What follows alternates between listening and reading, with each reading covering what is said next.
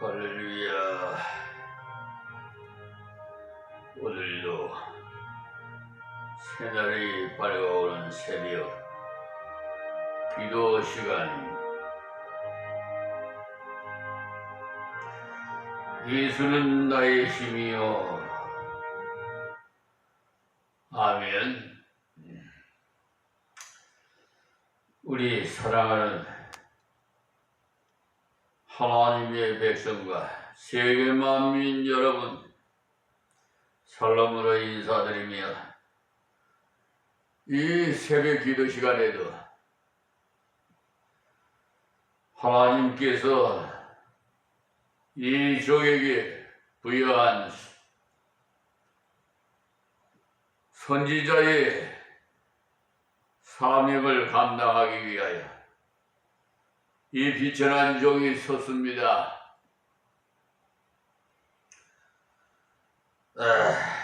오늘도 강해설교록 창세기 26장 13절 말씀부터 우리 모두 은혜 받읍시다.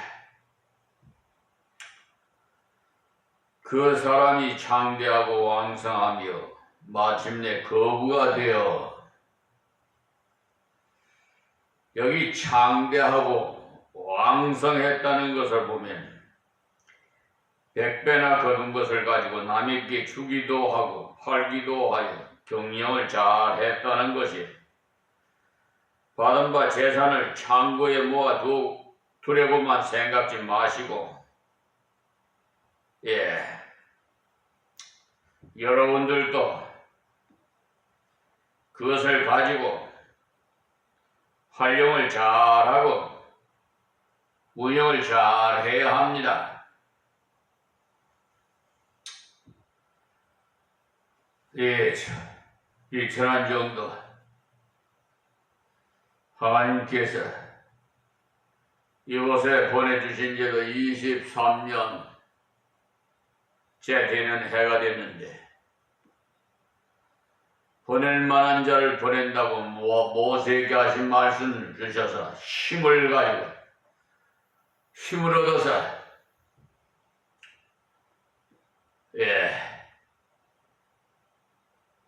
교인이 있든 없든 그런 거에 관여 안 해. 관계 안 고 오직 하나님만 바라보고 좌우나 우로나 치우치지 않고 오직 그냥 십자가의 표대만을 향해서 오늘도 달려가고 있습니다. 주님이 부르시는 그날까지 하나님께서 우리에게 지식을 주시고 양식을 주시고 지혜를 주시는 것은 다 하나님 뜻대로 쓰라고 주시는 거예요. 그래서 하나님께서 이 비천한 종에게 주신 지식, 경영학을 공부한 사람에게 법대 공부를 할 수 있는 아주 14년째 지금. 그러니 저 서울에 있는 둔천동에서도 여기까지 와서 신앙생활하고 우리 이승환 집사 이제 고인이 되셨지만 변호사가 써주는 것보다 더 너무나 만족하다고 하나님께 영광을 돌리라고 그랬습니다. 그러니까 지금도 여러분이 어려움에 처했든지 법적인 모든 문제가 있으시면 부족하고 비천하지만 저에게 오시면 다 아는 데까지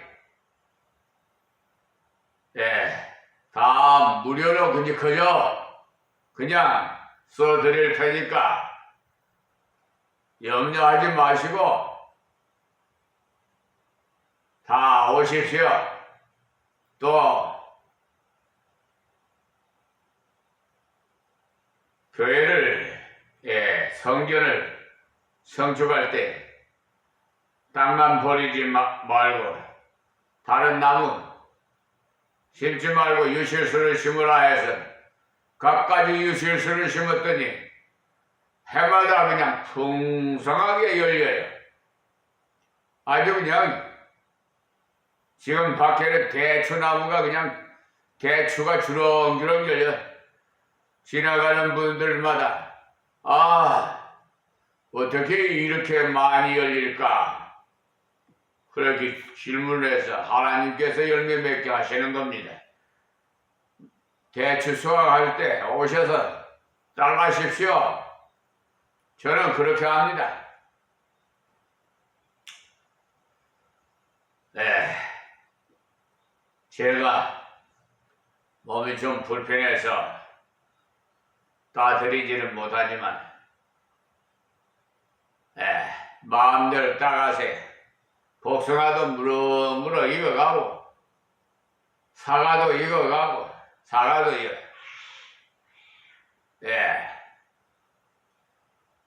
참 꽃도 좋아해서 꽃도 피고 접시꽃인지 하여튼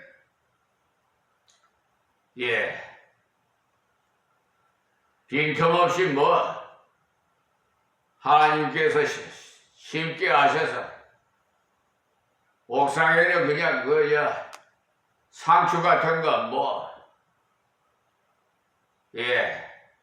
토마토 할 거 없이 오이, 호박 여러분 참 심는 대로 다 거두는 진리 말씀대로 헛되지 않고 고추도 청양고추 심게 하셔. 하여튼 옥수수도 심게 하시고 배도 지금 주렁주렁 열려가지고 저는 보기만 해도 아름답고 마음이 부자해. 이런 거 다 하나님 뜻대로 쓰라고 주신 거 아니겠어요? 그렇게 할 때 점점 더 창대해지고 왕성해지고 사람들이 보기에 깜짝 놀랄 만큼 이삭의 가정이 그러했어요. 마침내 거부가 되어 가정이 잘 되어 갔다는 말씀. 다음 14절 말씀. 양과 소가 떼를 이루고 보통 떼를 이루었다고 하면 수천 마리가 됩니다. 노복의 힘이 많으므로 여기 참 여러분 노년을 대비해서 준비들 여러분 많이 하지요. 심 닿는 데까지 하십시오. 노후 대책 많이 하십시오. 그런데요, 그런 것도 하나님의 은혜로 해야지. 인간의 방법으로 하시면 어떻게 보면은 노후 대책으로 해놓은 것이 다 실패하는 경우가 있어요. 무슨 어떤 분들은 노후 대책으로 뭘 했더니 사기꾼이 다 뺏어갔다고 실패받은 얘기를 하시더라고. 다 하나님 은혜 가운데 이루어야지. 그러니까 그 많은 재산을 거느리면 관리하는 일꾼이 많아야 되겠지요. 자기들 식구라고는 4명뿐이니까 다 사람의 손이 필요하지 않겠어요? 그런데 이 지역은 좀 배타성이 좀 강해가지고 교회가 이 사조직이 대해서가 참 안타까워요.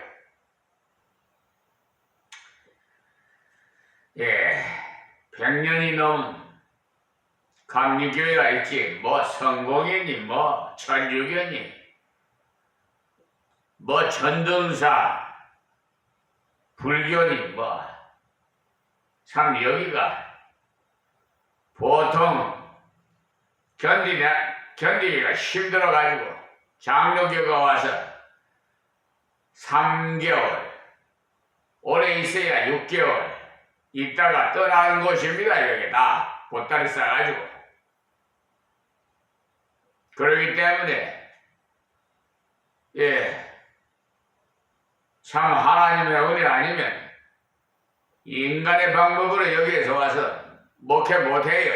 영적인 목회는 얼마든지 환경을 초월해서, 여러분 하나님은 불가능을 가능케 하시는 분 아니겠어요? 아멘. 무에서 유를 창조하시고 다 돈 넣은 자를 다 때를 따라서 다 붙여주시고 필요한 거 다 먹이고 입히고 편안한 잠자리도 주시고요. 행복한 목사입니다. 부러울 거 없어요. 우리 아버지가 부자인데 뭐. 구하라 주실 것이요, 찾으라 찾을 것이요, 두드리라 열릴 것이라 했잖아요. 필요한 거 근데 구하지 않아도 어떻게 아시고 그냥 누구를 통해서라도 주시더라고. 어쨌든 하나님 마음에 합해야 돼. 다윗까지. 자, 블레셋 사람이 그를 시기하여 잘 되는 꼴을 못 봐요. 사촌이 땅을 사는 배 아파 앉아. 그게 육적인 이방인들이 그래. 그런 생각을 해요. 그렇게 해요. 또 실질적으로 형제간에도 말이야, 사촌간에도 같이 친척간에도 법정 투쟁을 하고 그게 현실이에요. 이것을 꼭 알아야 돼. 은혜를 받을 때 대적하는 자들이 주위에 항상 있다는 것. 하나님의 은혜 받은 바를 감사하며 운영을 잘하고 하나님의 영광을 드러낼 때 사람들이 저 사람은 참으로 복받은 사람이다 칭찬하면서 좋겠는데 오히려 시기하고 질투해요. 배 아파하고. 이들도 참 어리석지요. 왜냐? 이삭이 복을 받아서 왕성해지고 거부가 되는 것을 보았거든요. 이삭이요, 이들은 어째서 그런 놀라운 그대는 어째서 이런 놀라운 수확을 얻었고 때를 이루었는고 우리에게도 좀 가르쳐 주시오. 해야 할 텐데. 그랬더라면 은혜의 그 근원이신 하나님에 대해서 잘 가르쳐 주었을 것입니다. 이 모든 것을 다 하나님의 은혜니까 당신들도 여호와 하나님을 섬기십시오. 그렇게만 한다면 그대들의 심령과 생활에 큰 은총을 주실 테니까. 하나님께서 이방인이라고 해서 못 믿게 하시는 것도 아니고 은혜 안 주시는 것도 아닙니다. 욥도 이방인이요, 롯도 이방인이요. 이방인이 은혜 받는 경우가 얼마나 많아요. 그런데 이 사람들을 알아보려고 하지 않고 시기하고 질투하고 배 아파해서 이 말이에요. 참 어리석게 이런 말할 수가 없지요. 우리가 알고 있어야 하는 것은 믿음으로 살고 은혜로 살아서 하나님의 복받는 증거가 나타날 때 사람들이 격려와 좋은 칭송이 있는 것이 아니라 비판이 있을 때가 많다는 건 사실 알아요. 사람들이 오해할 때도 있어요. 그럴 때는 더 주님만을 바라보십시오. 그렇지 않고 시기하는 사람들의 반응을 바라보면 그 반응에 따라서 나도 반응하기 때문에 사람들이 마구잡이로 말을 해올 때 나도 한마디 딱 하고 싶은 충동이 생겨요. 그러나 은혜로 나를 대하시는 하나님을 바라보면서 이웃을 대할 때 하나님께서 나를 대접하신 것처럼 나도 이웃에게 대접하리라 하면서 여유 있는 자세를 취하게 됩니다. 이삭 자기는 거짓말을 했는데도 하나님께서 은혜로 대하셨어요. 기도 많이 하고 전도 많이 했기 때문에 이삭이 복받은 것 아니거든요. 자기는 오히려 믿음이 약해서 거짓말을 해서 이방 왕에게 책망을 듣고 했는데 하나님은 갚지 아니하시고 그래 갈게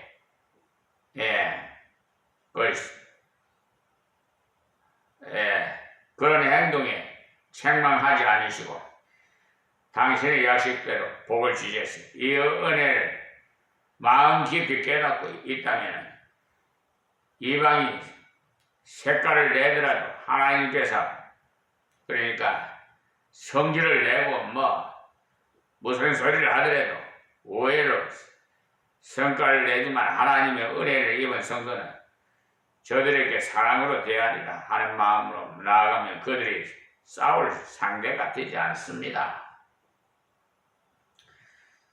욕을 해오고 축복을 해주고 같이 대하면 좀 더 버리고 한다면 성도가 자기와는 차원이 다르구나 하는 것을 알고 머물러 섭니다. 우리 주위의 형제가 하나님의 특별한 은혜로 풍성해질 때 시기할 것이 아니라 그를 어찌해서 하나님의 은혜를 입었는가 그것을 잘 살펴서 그가 받은 것처럼 나도 받기 위해서 올바른 그릇을 준비하면 나도 올바른 은혜를 받을 수 있도록 해 주십니다. 그가 받은 은혜를 나도 받기 위해서 시기하지 말고 하나님께 간구도 하면서 하나님의 뜻을 따라 순종하며 걸어가십시오. 그러면 은혜를 더욱 더해 주실 겁니다. 15절에 그 아비 아브라함 때 그 아비의 종들이 판 모든 우물을 막고 흙으로 메웠더라. 그러니까 마음으로 시기하는 것이 행동으로 옮겨지고 지난날 아브라함이 파놓은 우물을 이삭이 사용했는데 그들이 미워서 흙을 우물에 쳐넣고 이곳에서는요 물이 참으로 귀해서 우물은 큰 재산이에요. 이들이 이삭에게 찾아와서 우리도 같이 그 물을 좀 먹읍시다 했더라면 이삭이 얼마든지 먹도록 해줌으로써 사랑의 교제가 오고 가고 했을 건데 이 친구들은 너도 못 먹고 나도 못 먹자 하면서 흙을 쳐넣어서 저 중동 지역에는요 석유가 많이 나지요. 그런데 물이 귀해요. 우리와 정반대예요. 우리는 물이 많죠. 근데 석유가 없지. 그러니까 그 중동 지역에는 물을 석유값으로 그들은 그렇게 귀하여 이렇듯이 성도가 하나님 은혜를 받았을 때는요 생각밖에 많은 고난이 있어요. 성도의 복을 이해 못하는 사람들 때문에 핍박이 일어날 때가 종종 있습니다. 그들은 하나님의 사랑과 은혜를 모르는 자이기 때문에 시기로서 자기의 불행을 더욱 심화시키는 거예요. 다음 16절에 아비멜렉이 이삭에게 이르되 네가 우리보다 크게 강성한즉 우리를 떠나가라. 우물을 메우기는 백성들이 했는데 그것을 안 아비멜렉이 와서 미안하고 당신을 오해해서 백성들이 저러니까 좀 떠나주시면 좋겠소 해야 신사적이겠는데 와서 하는 말이 자기들보다도 강성한즉 떠나가 달라는 거예요. 즉 이삭이 잘 되는 것을 보니까 배가 아파가지고 못 살겠다는 말이죠. 이삭이 부자가 되고 힘이 강성해짐으로써 같이 있다가는 아무래도 충돌할 것 같다는 거죠. 인간적으로 비교하는 사람과는 이렇게 이들처럼 사랑을 나눌 수가 없어요. 우리 보다라고 했는데 보다라는 그런 생각은 아주 나쁩니다. 우리가 살아가는 이 땅에 서로 비교하면서 살지 마시고 나에게 맡겨진 분량에 따라서 사명을 찾아서 살아갑시다. 저 사람보다도 나는 왜 이렇게 못 살지 하면서 탄식하지 마시고 하나님은 나에게 무엇을 주셨는가? 다른 사람에게 없는 것을 내게 주신 것이 있어요. 그것을 바르게 알고 어느 분야에서 일해야 할까? 하나님께서 어느 분야를 맡겨주셨는지를 찾아보십시오. 그러나 항상 서로 비교해서 저 사람보다는 못하고 또 이 사람보다는 낫고 해서 비교할 때 투쟁이 시작되어 고통이 있어요. 이들은 우물물을 나도 못 먹고 남도 못 먹게 메어버리고 또 떠나가도록 했으니까 정녕 복을 포기하는 짓이죠. 이삭이 여기에서 살면은 그들은 배울 것이 많을 텐데 말이에요. 또 은혜를 나누어 줄 텐데 참 어리석은 사람은 집어줘도 몰라요. 지금도 그래요. 아둔한 사람들 참. 교회 안에서도요 마찬가지. 자기보다도 좀 나은 사람이 있으면 배가 아파갖고 자꾸 들어받는 사람이 있어요. 그런 사람은 회의할 때도 유능한 사람의 의견을 내놓으면 아니라고 무조건 반대하고 합당한 의견인데도 무조건 반대. 그러니까 그 형제가 못 배겨나서 그만 다른 교회로 가버려. 충돌하지 않으려고. 얼마나 어리석은 짓입니까? 나보다 똑똑한 사람, 부유한 사람, 신앙 좋은 사람과 같이 봉사하면 하나님의 나라를 위해 더 큰 일을 할 수 있고 내가 못하는 분야를 그가 협력할 수 있으니까 얼마나 아름답습니까? 형제와 동거함이 어찌 그리 아름다운지 하라고 시편 133편에 말씀하잖아요. 형제가 동거하면서 믿음으로 살아가며 하나님 앞에서 살아가면 아론의 머리에 부은 기름이 흘러온 길까지 적심처럼 아름답다고 했어요. 무슨 말이냐? 하나님의 은혜가 여러 곳을 적셔 주신다는 말이에요. 형제와 동거하면 모두 함께 구별되어 하나님의 봉사를 크게 할 수 있다는 말. 형제와 아름다운 교제를 나누며 신앙생활을 하는 것이 이처럼 아름답습니다. 그러므로 나보다도 유능한 사람이 일어나는 것을 기뻐하십시오. 그런데 어떤 제가 아는 선배 목사님은요 세상에 부교육자가 좀 자기보다 좀 똑똑한 것 같으니까 인기가 더 많으니까 오히려 내보내고 더 못한 부교육자를 기리는 그런 어리석은 목사가 있더라고요. 참 그래 결국은 자기 자녀를 구인 목사로 세워놔가지고 그래요. 세습적입니다.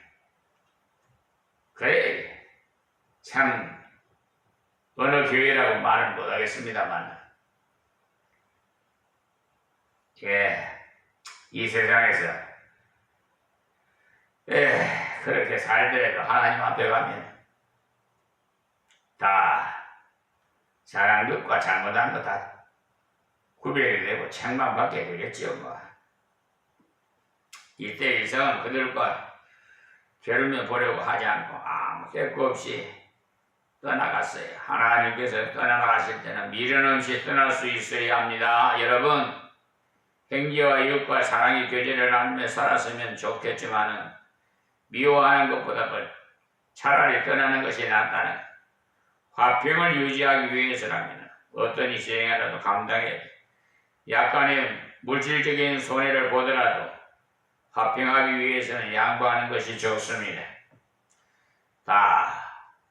다음 17절 말씀. 이삭이 그곳을 떠나 그랄 골짜기에 장막을 치고 여기 치고 거기 우거하며 있는데 여기서 골짜기라고 하니까 여러분 생각에는 우리나라의 골짜기처럼 생각하지만 하면 곤란해요. 그 지방은요 비가 몹시 적게 오므로서 비가 올 때만 물이 흐르고 평소에는 물이 없는 강을 와디라고 하는데 그런 지역으로 갔다는 말이에요. 그곳은 사람 살기에 적당하지 못한 곳이에요. 왜냐하면 비만 오면 물이 와르르 내려가기 때문에 위험하기도 하고 그들이 시기를 벗어나기 위해서 화평을 위해서 그곳에 갔어요. 아버지 아브라함도 화평을 위해서 조카를 어렵게 네가 동으로 가면 나는 서로 가겠고 네가 남으로 가면 나는 북으로 갈 테니까 너 좋은 데로 먼저 택하라고 했죠. 그래서 롯이 여호와의 동산처럼 보기에 좋은 소돔과 고모라 쪽으로 갔어. 그때도 화평이 그토록 중요했기 때문에 화평하지 않고는 하나님의 은혜를 바르게 받을 수가 없어요. 사람이 화평을 잃어버리면요 기도도 잘 되지 않을 뿐만 아니라 말씀도 제대로 받을 수가 없어요. 은혜는 받을 수가 없어요. 그래서 이삭도 그들이 원하는 대로 그곳을 떠나 그랄 골짜기로 내려갔어요.